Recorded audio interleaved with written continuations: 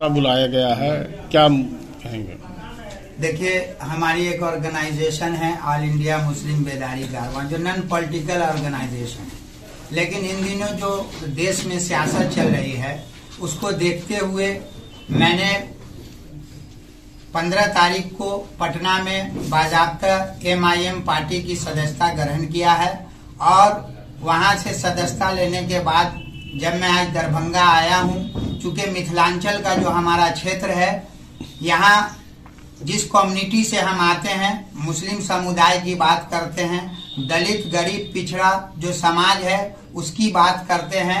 ये जो तबका है इसको सारी नाम नहाज सेकुलर पार्टियां जो है तथा कथित सेकुलर पार्टियां, इन्होंने इनके साथ छल किया। इसलिए हमने MIM पार्टी की सदस्यता लिया है ताकि इन तमाम समुदाय के लोगों को जोड़ करके इनको मेन स्ट्रीम में लाने का काम करेंगे।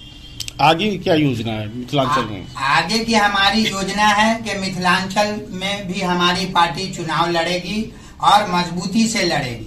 जो टैग हमारे पार्टी के ऊपर लगाया जा रहा है कि ये B टीम के लोग हैं, तो मैं उन लोगों से कहना चाहता हूं कि यही बिहार के मुखिया नीतीश कुमार जी 17 सालों से भाजपा के साथ गठबंधन में थे, तो बिहार के मुसलमान, दलित, पिछड़ा, अति पिछड़ा वर्ग के लिए भाजपा खतरा नहीं थी।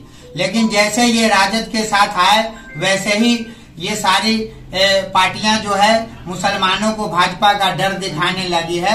तो हम इस डर को निकालेंगे और एक मजबूत राजनीति समीकरण यहाँ के लोगों को देंगे। IMA का गढ़ सीमांचल को माना जाता था और आप मिथिलांचल में इस पार्टी को लेकर आए हैं।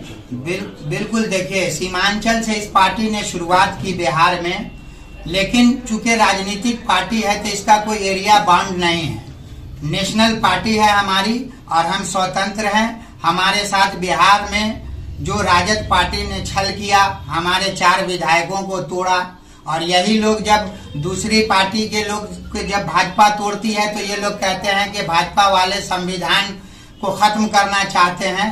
तो तेजस्वी यादव ने जिस तरह से हमारे 4 MLA को तोड़ा, हम उनको बताना चाहते हैं कि हम सीमांचल तक नहीं है, हम पूरे बिहार में लड़ेंगे और 40 से 50 सीट पे लड़ेंगे। और आने वाले दिनों में हमारी पार्टी ये तय करेगी कि बिहार का अगला मुख्यमंत्री कौन होगा। बोचहा विधानसभा का बाय इलेक्शन होने जा रहा है, उसमें आपकी पार्टी भी चुनावी मैदान में आई है, तो किस प्रकार से वहाँ पे देख रहे हैं आप? देखिए, अभी जो उपचुनाव हो रहा है लगातार बिहार में, कहीं भी ये जो अभी गठबंधन है, महागठबंधन, ये कहते हैं हम लोग समाजवादी विचारधारा के लोग हैं, लेकिन जहाँ भी उपचुनाव हुआ, अभी गोपालगंज में हुआ, मोकामा में हुआ, कहीं भी इन्होंने जिस समुदाय का सबसे ज्यादा वोट है, अल्पसंख्यक समुदाय का, उसके किसी भी उम्मीदवार को इन्होंने टिकट नहीं दिया।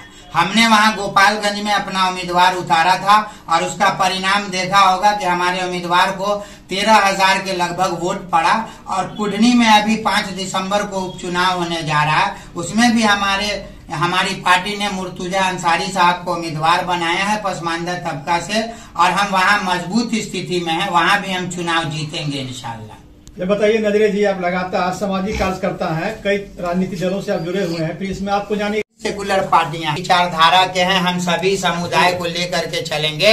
लेकिन अभी जो ये गठबंधन की राजनीति चल रही है उसमें मुसलमान अछूत हो गया इन लोगों के लिए।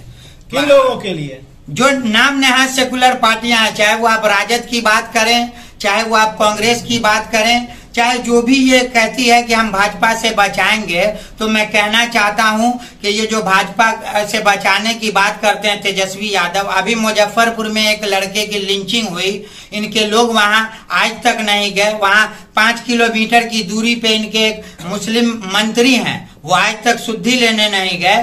तो ये जो AIMIM पार्टी है, ये मुसलमानों के लिए ही नहीं है, सिर्फ दलित, पिछड़ा, सभी समुदाय की आवाज है।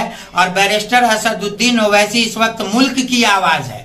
विपक्ष की अगर कोई सही भूमिका अदा कर रहा है तो वो बैरिस्टर असदुद्दीन ओवैसी हैं। इसलिए इनको बेचैनी है कि मुस्लिम सियासत नहीं उभरे, मुसलमानों की तादाद असेंबली पार्लियामेंट में नहीं जाए, इसलिए ये हमें बदनाम करते हैं और B टीम कह करके पुकारते हैं, बल्कि एक तरह से गाली दे रहे हैं। और हमने अभी पिछले दिनों नीतीश कुमार जी के एक मंत्री हैं अशोक चौधरी जी, उन्होंने तो अब हमारे ड्रेस को कोड करके गाली दिया।